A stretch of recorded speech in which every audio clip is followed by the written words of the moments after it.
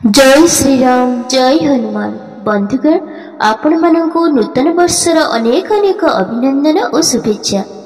आज व्यस्तबहुल दिन में आपण माने किछि समय बाहर करी एही भिडियोटी को निश्चय शुणु।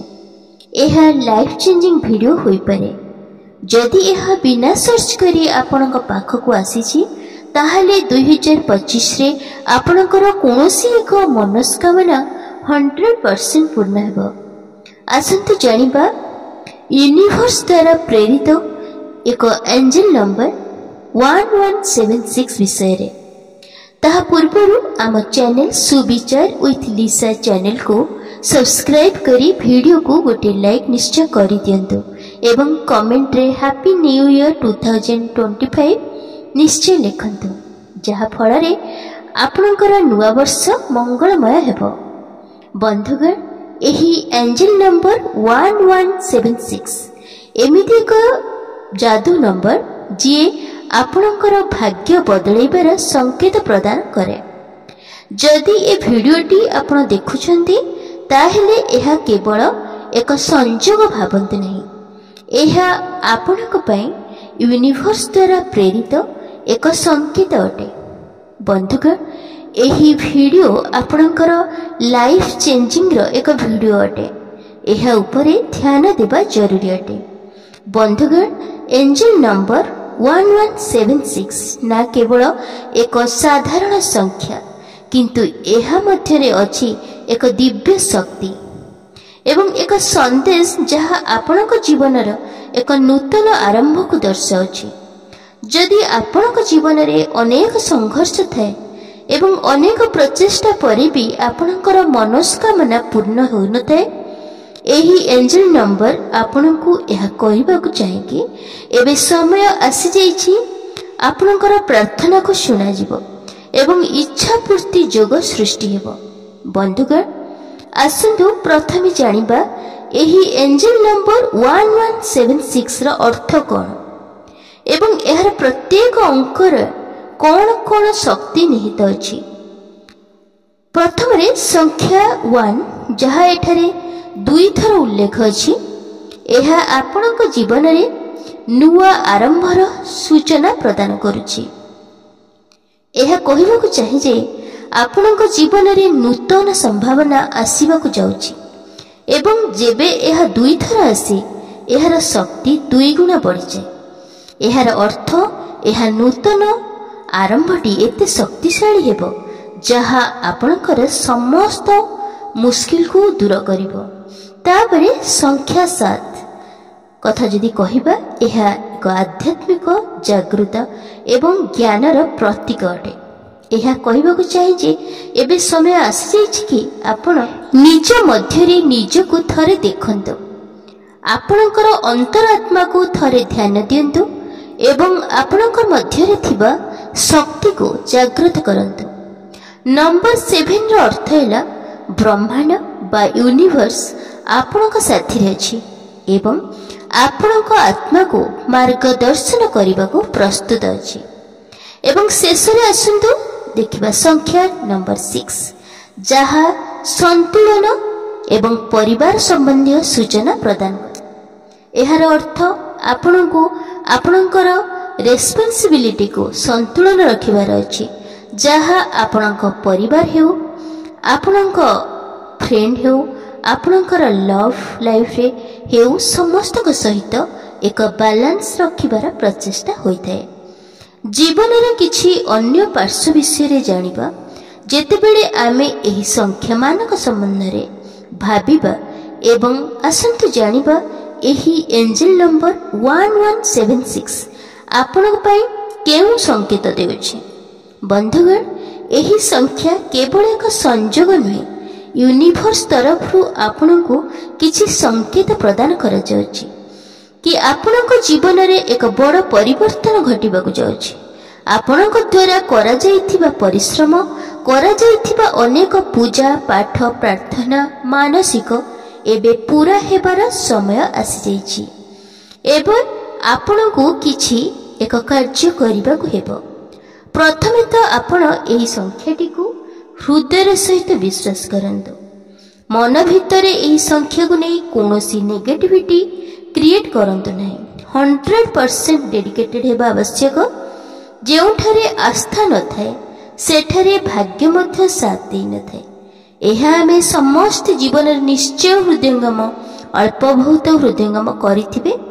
ତେଣୁ ପ୍ରଥମେ ଆପଣଙ୍କ ମନରେ ଥିବା କୌଣସି ଏକ ଠୋସ୍ ଇଚ୍ଛାକୁ ଆପଣ ୟୁନିଭର୍ସ ବା ବ୍ରହ୍ମାଣ୍ଡକୁ ଅର୍ପଣ କରନ୍ତୁ ଏବଂ ଏହି ଉପାୟଟିକୁ 21 ଦିନ ନିଶ୍ଚୟ କରନ୍ତୁ। ଏଞ୍ଜେଲ ନମ୍ବର 1176 କୁ ଜାଗ୍ରତ କରିବା ପାଇଁ ବନ୍ଧୁଗଣ ମୁଁ ଆପଣଙ୍କୁ ଏକ ଛୋଟ ଟିପ୍ସ ପ୍ରଦାନ କରୁଛି, ଯାହାକୁ ଆପଣ 21 ଦିନ ପ୍ରୟୋଗ କଲେ ଆପଣଙ୍କର ଇଚ୍ଛା ଗୁଡ଼ିକ କେମିତି ପୂର୍ଣ୍ଣ ହେଉଛି ଆପଣ ନିଜେ ନିଜେ ଅନୁଭବ କରିବେ। ଏହା ଆପଣଙ୍କ ଜୀବନକୁ ଏକ ନୂତନ ଦିଗ୍ଦର୍ଶନ ଦେଇପାରେ ଏବଂ ଆପଣଙ୍କର ଇଚ୍ଛାକୁ ୟୁନିଭର୍ସ ବା ବ୍ରହ୍ମାଣ୍ଡ ପାଖରେ ପହଞ୍ଚାଇବାକୁ ମାଧ୍ୟମ ହୋଇପାରେ।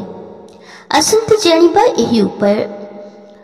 ପ୍ରଥମେ ଏକ ସାଧା ହ୍ୱାଇଟ୍ କଲରର ପେପର ନିଅନ୍ତୁ ଏବଂ ରେଡ୍ ପେନ୍ ସାହାଯ୍ୟରେ ଆପଣଙ୍କର ଯେକୌଣସି 3 ସବୁଠାରୁ ବଡ଼ ଇଚ୍ଛା ଲେଖନ୍ତୁ। କିନ୍ତୁ ଧ୍ୟାନ ଦିଅନ୍ତୁ ଏହି ଇଚ୍ଛା ଗୁଡ଼ିକ ଏମିତି ହେଇଥିବା ଦରକାର ଯାହା ଆପଣ ସଚ୍ଚ ହୃଦୟର ସହିତ ପ୍ରାପ୍ତ କରିବାକୁ ଚାହୁଁଛନ୍ତି। ଏହାକୁ ଲେଖିବା ସମୟରେ ଧ୍ୟାନ ରଖିବେ କି ଆପଣଙ୍କର ମନ ସମ୍ପୂର୍ଣ୍ଣ ରୂପେ ଶାନ୍ତ ଏବଂ ଏକାଗ୍ରଚିତ ହୋଇଥିବା ଆବଶ୍ୟକ ଏବଂ ଆପଣ ଆପଣଙ୍କର ମନର କଥାକୁ ସମ୍ପୂର୍ଣ୍ଣ ଭାବେ ତା ମଧ୍ୟରେ ବ୍ୟକ୍ତ କରିଥିବା ଉଚିତ। ଏବଂ ସେହି କାଗଜ ଓଲଟା ପାର୍ଶ୍ୱରେ thank you universe, thank you universe, thank you universe ଏହିପରି 3 ଥର ଲେଖିଦେବେ। ଏହା ଆଭାର ପ୍ରକଟ କରିବାର ଏକ ଉପାୟ, ଯାହା ବ୍ରହ୍ମାଣ୍ଡକୁ କୃତଜ୍ଞତା ପ୍ରଦାନ କରିବାର ଏକ ମାର୍ଗ, ଯାହା ଆପଣଙ୍କ ଇଚ୍ଛା ପୂର୍ତ୍ତିର ମାର୍ଗକୁ ସୁଦୃଢ଼ କରିଥାଏ। ସବୁଠାରୁ ଗୁରୁତ୍ୱପୂର୍ଣ୍ଣ କଥା ହେଲା କାଗଜରେ ବଡ଼ ବଡ଼ ଅକ୍ଷରରେ ଏବଂ ସାଫ ସୁତରା କରି 1176 ଲେଖନ୍ତୁ। ଏହା ଆପଣଙ୍କ ପ୍ରାର୍ଥନା ଏବଂ ବ୍ରହ୍ମାଣ୍ଡ ମଝିରେ ଗୋଟିଏ ମାଧ୍ୟମ ହେବାକୁ ଯାଉଅଛି। ଏହାକୁ ଆପଣ ହାଲୁକାରେ ଗ୍ରହଣ କରନ୍ତୁ ନାହିଁ। ଏହା ମାତ୍ର ଏକ ସଂଖ୍ୟା ନୁହେଁ, ଏହା ଆପଣଙ୍କ ଇଚ୍ଛାକୁ ବ୍ରହ୍ମାଣ୍ଡ ପାଖରେ ପହଞ୍ଚାଇବାର ପ୍ରଚେଷ୍ଟା କରିଥାଏ। ସବା ଶେଷରେ ଆପଣ ମାନୁଥିବା ଆପଣଙ୍କର ଇଷ୍ଟଦେବଙ୍କୁ ସ୍ମରଣ କରି କାଗଜରେ ତାଙ୍କର ନାମ ଲେଖନ୍ତୁ। ଯଦି ଆପଣ ହନୁମାନଜୀଙ୍କୁ ମାନନ୍ତି, ଜୟ ହନୁମାନ, ନହେଲେ ଜୟ ଜଗନ୍ନାଥ, ନହେଲେ ଜୟ ଭୋଲେନାଥ, ନହେଲେ ଜୟ ମା ତାରିଣୀ, ଜୟ ସାଇରାମ ଲେଖିପାରନ୍ତି। ଏହାଦ୍ୱାରା ଆପଣଙ୍କ ପ୍ରାର୍ଥନାରେ ଏକ ବିଶେଷ ଉର୍ଜା ପ୍ରଦାନ କରିବ, ଯାହା ଆପଣଙ୍କ ବିଶ୍ୱାସକୁ ଆହୁରି ପୁକ୍ତ କରିବ। ବର୍ତ୍ତମାନ ଆପଣ ସେହି କାଗଜଟିକୁ 3 ଫୋଲ୍ଡ କରି ଏକ ଗୁପ୍ତ ସ୍ଥାନରେ ଥୋଇ ଦିଅନ୍ତୁ ଏବଂ ପ୍ରତିଦିନ ଶୋଇବା ପୂର୍ବରୁ କାଗଜଟିକୁ ବାହାର କରି ପଢ଼ନ୍ତୁ ଏବଂ ୟୁନିଭର୍ସକୁ ଇଚ୍ଛା ପୂର୍ତ୍ତି ପାଇଁ ପ୍ରାର୍ଥନା କରନ୍ତୁ ଏବଂ ହୃଦୟ ଭିତରେ ମାଗିଥିବା ଇଚ୍ଛା ପୂର୍ତ୍ତି ହେଉଥିବାର ଅନୁଭବ କରନ୍ତୁ ଏବଂ ପୁନର୍ବାର କାଗଜଟିକୁ ସେହି ଗୁପ୍ତ ସ୍ଥାନରେ ରଖିଦିଅନ୍ତୁ। କିନ୍ତୁ ଗୋଟିଏ କଥା ଏଠାରେ ମୁଁ କହି ରଖୁଛି ଯେ ଯେତେବେଳେ ଆପଣ କାଗଜଟି ବାହାର କରି ପଢ଼ିବା ସମୟରେ ଶାନ୍ତ ମନ, ଶାନ୍ତ ବାତାବରଣ ଏବଂ ଏକାଗ୍ର ଚିତ୍ତ ହେବା ନିହାତି ଜରୁରୀ। ଯେପରି ଗୌତମ ବୁଦ୍ଧ ଧ୍ୟାନ ମୁଦ୍ରାରେ କାୟମନ ବାକ୍ୟ ସମସ୍ତ ଏକାଗ୍ରତା ପ୍ରଦାନ କରିଥାନ୍ତି, ସେହିପରି ଭାବରେ ହେବା ନିହାତି ଜରୁରୀ ଅଟେ। କାରଣ ଏହା ଆପଣଙ୍କର ଇଚ୍ଛା ପୂର୍ତ୍ତି ମାର୍ଗକୁ ପ୍ରଶସ୍ତ ଏବଂ ସଠିକ୍ ଦିଗ୍ଦର୍ଶନ ପ୍ରଦାନ କରିଥାଏ। ତେଣୁ ଯେତେ ଗୁଡ଼ିଏ ମୁଦ୍ରା ଆମର ପୁରାଣ ପୋଥିରେ ବର୍ଣ୍ଣିତ ଅଛି, ସେଥିମଧ୍ୟରୁ ଧ୍ୟାନ ମୁଦ୍ରା ସର୍ବୋତ୍ତମ ଅଟେ, ଏହା ବିବେଚନା କରାଯାଏ। ତେଣୁ ଧ୍ୟାନର କୌଣସି ବିକଳ୍ପ ବ୍ୟବସ୍ଥା ନାହିଁ। ଏହି ଉପାୟଟି 100% ଫଳପ୍ରଦ।